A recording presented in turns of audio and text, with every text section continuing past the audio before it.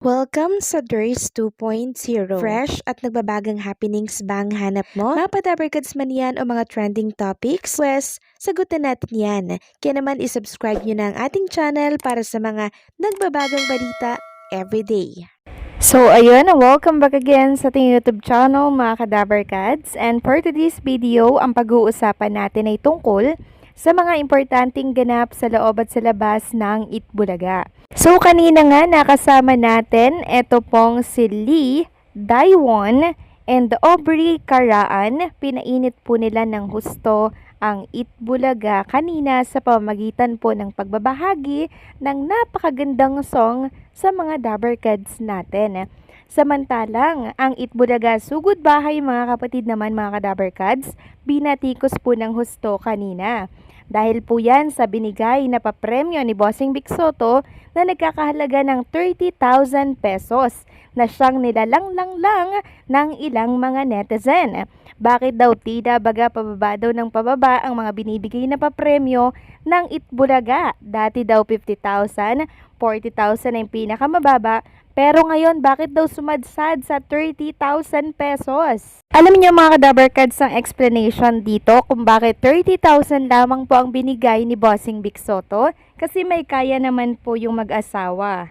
And pag alam naman po ni Bossing Vic Soto at nakikita naman niya po no, na naghihirap, kailangan ng tulong, kailangan ng pera, ginagawa niya pong 80 to 100,000 yung kanyang binibigay. Kung baga, nire-reserba po ng Itbulaga yung ibibigay nila sa karapat dapat po na matulungan ng kanilang programa. Ganun po yun. Samantalang congratulations naman sa Itbulaga with Jowa Pau dahil tinanghal silang Best Noontime Variety Show mula po yan dito po sa Perpetual Light Community. And syempre, hindi lang po sila ang may award, kundi maging si Atasha Mulak para naman yan sa The First Family. And syempre, Itbulaga bilang Most Promising Female Star. Congratulations sa mga Dabarkads natin. Samantalang kanina naman mga Kadabarkads, marami pong nagulat. Bakit daw hindi po live ang Itbulaga ngayong araw po ng Miyerkules, mostly kasi live po ang Itbulaga sa araw na yan. So meron mga nagsasabi na naghahanda na daw po ang Itbulaga at Dabarkads dito po sa pagsugod nila sa Sydney, Australia by October 5.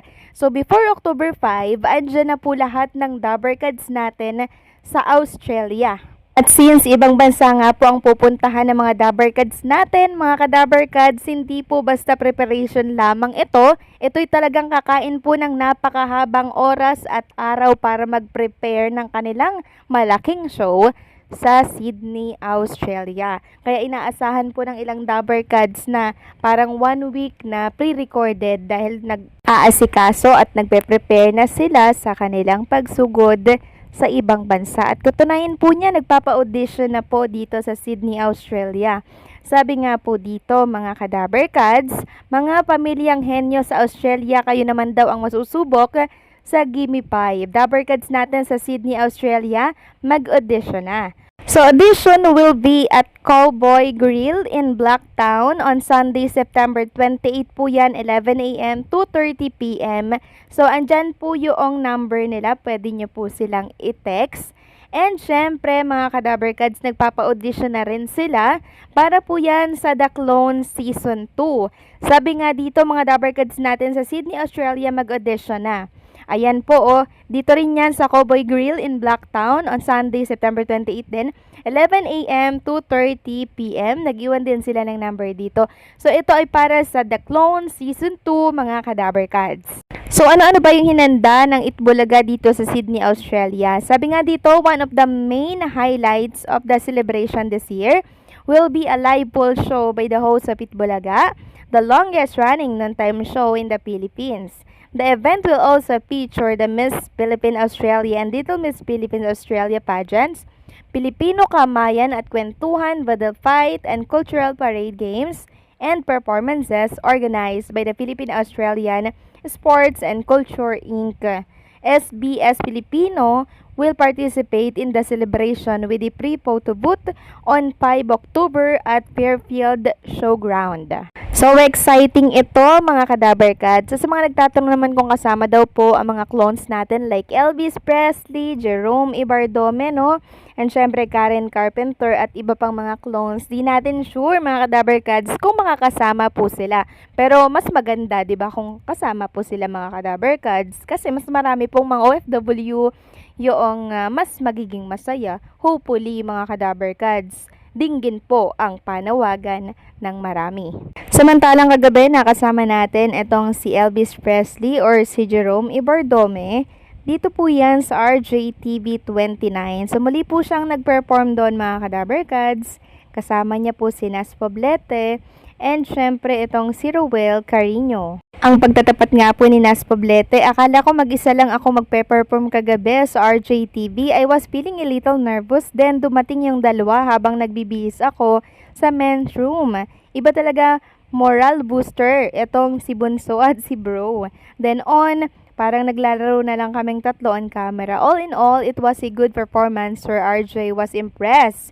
To me, that is enough to hear good words from the guitar master himself. And eto nga po yung ilang mga picture, pasili po ni Nas Poblete na kung saan ay kasama nga po niya dito si Jerome, si Ruel Carino.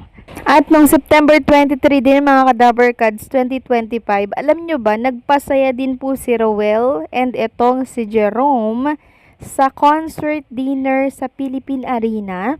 Sabi kasi dito, Ruel Carino and Jerome Ibardome, Philippine Arena, September 23, 2025. Thank you Ruel and Jerome sa pagbibigay saya concert dinner at Philippine Arena sa mga retirado at mga balo ng mga ministro sa loob ng iglesia. Masayang masaya ang nanay ko na napanood kayo kanina ni Jerome. Pinagyabang pa na nakaduet niya daw si Jerome. Sayang Ruel at napakalayo mo daw sa kanya nung ikaw na ang sumunod na kumanta. Wow, nag-perform pala sila sa Philippine Arena mga Kadabar Cats. Nakaka-amaze naman talaga itong si Ruel and si Jerome Ibardome. Samantalang si Tito Soto naman mga Kadabar Cats ay nagalit na po sa mga fake news na nagkalat ngayon sa mundo ng social media. Naglabas po siya ng ilang mga screenshot mula yan sa iba't ibang page mga Kadabar Cats.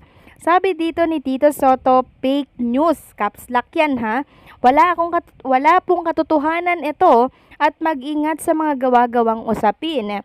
So ano ba yung mga page na yan? Huni PH and syempre Jason sa po na page, tapos MDTV channel. So meron kasing pinapakalat dito na sinabi daw ni Tito Soto yung ganto ganyan na siyang inalmahan po ni Tito Soto na isang malaking fake news. So grabe lang mga Kadabar Cats, no? Talagang pinagtutulungan po si Tito Soto ng ilang mga kumakalaban po sa kanya. Pero magpatuloy lang siya mga Kadabar Cats kung ano po yung nakakabuti sa ating bansa. Sana yun po ang mas i-priority po niya kasi maraming Dabar Cats natin ang umaasa syempre kay Tito Soto. So anong sa inyo dito mga Kadabar Cats? Please comment down below.